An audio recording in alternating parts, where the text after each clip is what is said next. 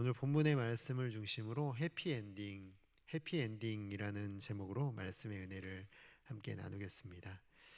오늘 우리가 이제 에스더서를 마치게 되는데요. 사실 이 이야기는 역사 속에 분명히 일어났던 사건이기는 하지만 정말 이게 실화인가 할 정도로 믿기 어려운 기적의 연속들이었음을 우리가 보게 됩니다.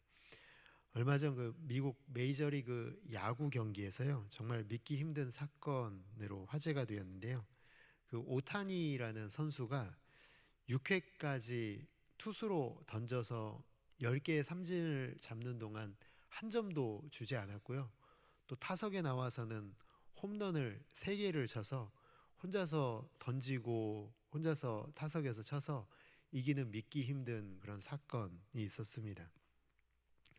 이걸 지켜봤던 그 동료의 표정이, 경악하는 그 표정이 참 재미있었는데, 흔히 뭐 요즘에도 이런 말을 하거든요. 영화도 이렇게 만들면 욕먹는다 할 정도의 그런 놀라운 스토리가 담겨 있는 그 성경이 바로 에스더서라고 할 수 있겠습니다. 참 힘이 지배하는 세상 속에서 유다 민족의 그 운명은 뭐 멸망으로 정해진 것이나 다름없는 그 절대절명의 그 절망적인 상황에서 참 기이한 사건들이 하나 둘 개입하고, 또 어느 순간에 정말 최고 권력자였던 그 하만과 죽을 운명이었을 것 같은 모르드게의 운명이 역전되어 버리는 그 모든 과정과 그로 인한 결과는 정말 믿기 힘든 참 비현실적인 스토리였음을 우리가 목격했습니다. 아마도 많은 사람들이 오늘날 이 에스더서를 뭐 읽지는 않아서 잘 모르겠지만, 에스더서를 만약에 접하게 된다면, 또는 비슷한 사건들이 현대에도 일어나게 된다면, 아마도 많은 믿지 않는 사람들은 그냥 우연이야 라는 얘기로 치부해 버릴 것입니다. 우연이라는 말 한마디로 그냥 일어나는 그 일들, 우리가 살아가고 경험하고 있는 그 모든 일들은 그저 그냥 당연히 뭐 일어날 수밖에 없지만, 뭐 기적적인 일이 일어난다고 하더라도 그거 그냥 우연히 일어난 일이라는 말로 그냥 넘어가 버리게 될 것입니다. 그런데 현대를 살아가는 우리 그리스도인들에게 가장 경계해야 될 단어가 무엇인가 생각해 보면 우연이라는 단어가 아닐까 생각을 해봅니다.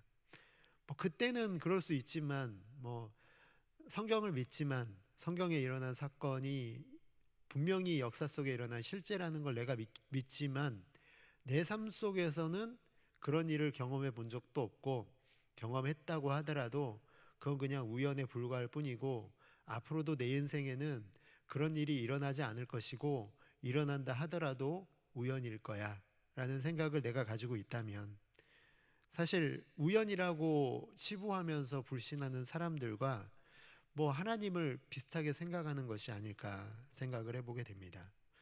우리는 인생을 살아가면서 이 우연이라는 단어를 사용하지 말아야 되겠죠. 우리는 그럼 이 이야기를 대하면서 정말 기적 같은, 세상 사람들이 볼 때는 우연이라고 할 수밖에 없는, 이런 우연의 연속이라고밖에 할 수 없는 이 이야기, 비현실적이고 믿기 힘든 이 이야기를 뭐라고 부를 수 있을까요? 여러분, 하나님의 섭리라는 단어 들어보셨나요? 여러분, 이게 바로 하나님의 섭리인 줄을 믿습니다.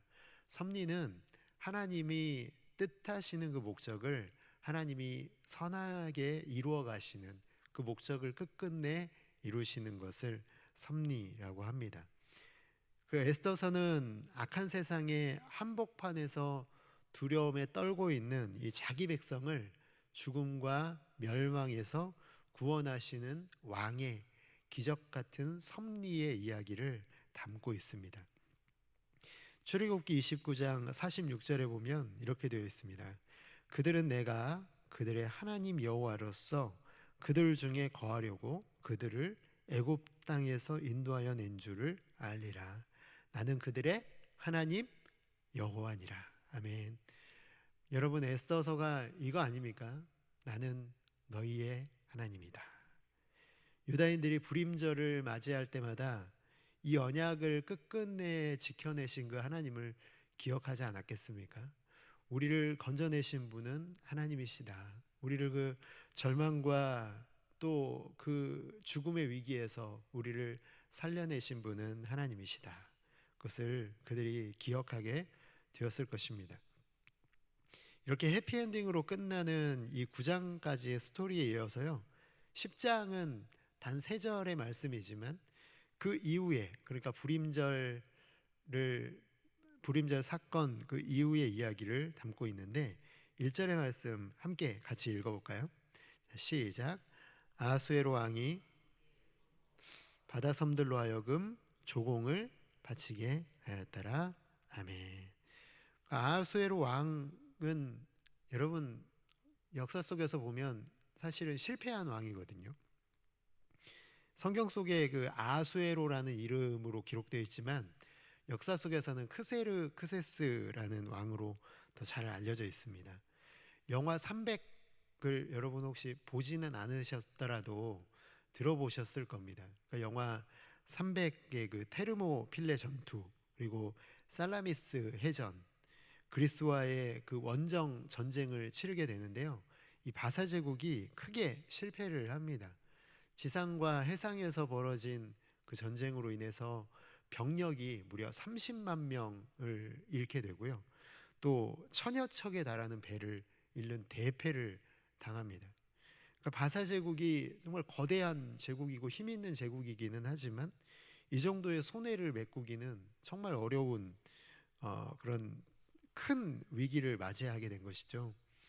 그런데 1절의 말씀을 보면은 사실 이 모든 이 전쟁을 일으키고 전쟁을 수행하는 과정에서 제국에게 엄청난 피해를 입힌 왕이 아하수에로 왕인데도 불구하고 1절의 말씀은 아하수에로 왕을 실패한 왕처럼 보이지 않게 합니다. 역사와는 매우 다르게 설명되어 있죠. 더군다나 2절 초반에도 바사 왕들의 일기에 따르면 왕의 행적이 능력이 있었다 이렇게 기록을 합니다. 이것을 어떻게 설명할 수 있을까요? 그걸 2절 후반과 3절의 말씀을 보면 고개가 끄덕여집니다. 왕의 능력 있는 행적과 모르드게를 높여 존귀하게 한 사적이 메대와 바사 왕들의 일기에 기록되지 아니하였느냐. 유다인 모르드게가 아하수에로 왕의 다음이 되고, 그리스와의 전쟁에서 처참히 패배하고 전쟁 후유증으로 신음하고 있었던 이 아하수에로 왕이 다시 외국의 조공을 받는 나라로 회복된 것, 복받은 이유가 무엇 때문이냐? 바로 여러분 모르드게 때문이라고 성경은 우리에게 가르쳐주고 있습니다. 원래 하만이 있었던 그 자리에 모르드게가 앉았기 때문에 나라가 크게 번성했다라는 것이죠. 아하수에로 왕이 하만을 대신해서 모르드게를 가까이 한 게 아하수에로에게는 큰 복이 되었고요, 바사 제국에게도 큰 복이 되었던 것, 그것은 여러분 결코 우연이 아닙니다. 애굽의 바로가 요셉을 총리의 자리에 앉히잖아요. 여러분 왜 그랬죠?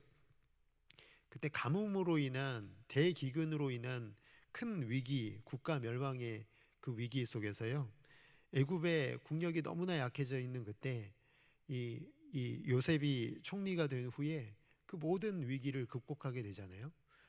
이 애굽 제국의 복이 된 사람이 이 요셉이었던 것처럼요, 바로 바사 제국의 복이 된 사람, 아하수에로 왕의 귀인이 된 사람이 바로 모르드게라는 겁니다. 모르드게가 이렇게 해피엔딩의 중심에 있는 이유는요, 그가 믿음을 지켰기 때문입니다. 아하수에로 왕 다음가는 권력을 가지고 있었던 그 하만을 모든 사람들이 머리를 숙이고 절하고 쫓아다닐 때, 그때 모르드게는 하만을 두려워하지 않고 오직 여호와 하나님만을 높이고 살아가고 사랑하는 사람이었다라는 겁니다. 하나님께서 그의 믿음을 인정해 주신 결과가 해피엔딩으로 나타난 게 바로 10장의 말씀이라는 거예요. 유다인 모르드게가 아하수에로 왕의 다음이 되고 유다인 중에 크게 존경받고 그의 허다한 형제에게 사랑을 받고 그의 백성의 이익을 도모하며 그의 모든 종족을 안위하게 하게 한 것이 바로 모르드게가 믿음을 지켰기 때문입니다. 우리도 오늘 우리가 발딛고 있는 이 세상을 살아갈 때 적당히 타협하며 살라는 유혹을 받을 수 있습니다. 때로는 우리도 그렇죠. 그게 잘못된 건 줄 알면서도 그런 삶을 살기도 합니다. 그런데 다시 우리가 그렇게 살다가도 마음을 새롭게 고쳐 먹는 이유가 뭡니까? 오늘 말씀에서 모르드게에게 하신 것처럼 믿음과 신앙을 굳건히 지키고 하나님의 영광을 위해서 살아가는 사람들에게 하나님께서 복 주시는 하나님이심을 우리가 믿기 때문에 그렇습니다. 에스더서를 마치면서 우리가 반드시 기억해야 될 것이 있는데요. 그것은 하나님의 약속의 말씀을 붙들고 살아가는 사람을 하나님께서 붙들어 주신다는 것입니다. 참 아이러니하게도 하만이 구했던 내용을 우리가 다시 좀 살펴볼 필요가 있는데요. 왕이 존귀하게 하기를 원하는 사람에게 어떻게 하여야 되겠느냐, 그렇게 왕이 묻잖아요. 그때 하만이 뭐라고 대답하죠? 하만의 대답 6장 에스더 6장 8절 9절입니다. 같이 한번 읽어볼까요? 시작.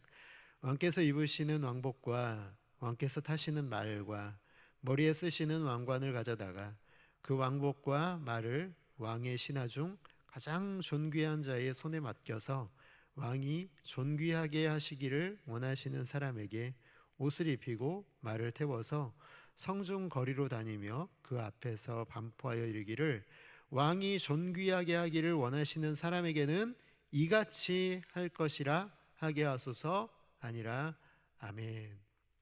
여러분 좀 이 부분이 다시 새롭게 다가오십니까? 왕이 존귀하게 하기를 원하시는 사람에게 이같이 할 것이라. 그런데 누가 그 자리에 앉았습니까? 하만이 물어봤지만, 하만이 그렇게 되기를 원했지만, 하만이 아니라, 믿음이 없는 하만이 아니라, 오히려 유다 민족을 멸하려고 했던 하만이 아니라 그 자리에는 믿음을 지켰던 모르드게가 앉았고요. 오늘 10장은 그 결론을 우리에게 가르쳐주고 있습니다. 오늘 말씀의 제목대로 사랑하는 저와 성도 여러분들의 삶이 해피엔딩으로 끝나게 되기를 주님의 이름으로 축복합니다. 오늘을 살아가는 우리에게 그래서 이 메시지가 참 중요하지 않겠습니까? 실패했던 아하수에로 왕이 다시 복을 받고 바사 제국이 다시 힘을 얻고 잘된 것뿐만 아니라 그 속에서 살아가는 유다인들도 죽음에서 건짐을 받고 그 이후에도 잘되는 복을 누리는 것은 모르드게 한 사람의 믿음 때문임을 우리에게 가르쳐주고 있습니다.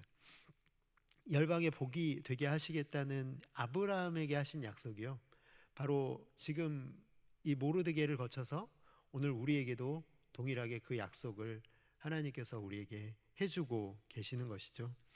하나님께서 저와 여러분을 이 시대의 모르드게로 사용하기를 원하십니다. 그러나 분명히 기억해야 될 것은요, 해피엔딩만의 결과만을 우리가 바라게 된다면 우리는 분명히 실망하고 절망하게 될 것입니다. 그 과정이 순탄하지 않았다는 것을 우리가 꼭 기억해야 되죠. 기적의 여러 가지 이야기들이 사람들이 우연이라고 할 만한 그런 기적적인 일들이 일어났던 것을 기억해 본다면요, 정말 그 속에서 얼마나 고통받고 힘들었을까 생각을 해보게 됩니다. 사무엘상 2장 7절에 이렇게 얘기하죠. 한나의 기도입니다. 여호와는 가난하게도 하시고 부하게도 하시며 낮추기도 하시고 높이기도 하시는도다. 아멘. 하나님 우리를 지금도 그렇게 만들어 가십니다. 때로는 우리를 낮추시기도 하고 때로는 우리를 높이시기도 하셔서 오늘 우리가 읽었던 그 10장의 해피엔딩의 결론이 되기까지 우리를 그 모든 과정을 통해서 만들어 가고 계시다. 분명한 것은 약속을 신뢰하는 자에게 허락하시는 해피엔딩을 우리가 10장을 통해 보듯이 우리가 살아가는 삶의 현장에서도 경험할 수 있기를 간절히 소원합니다.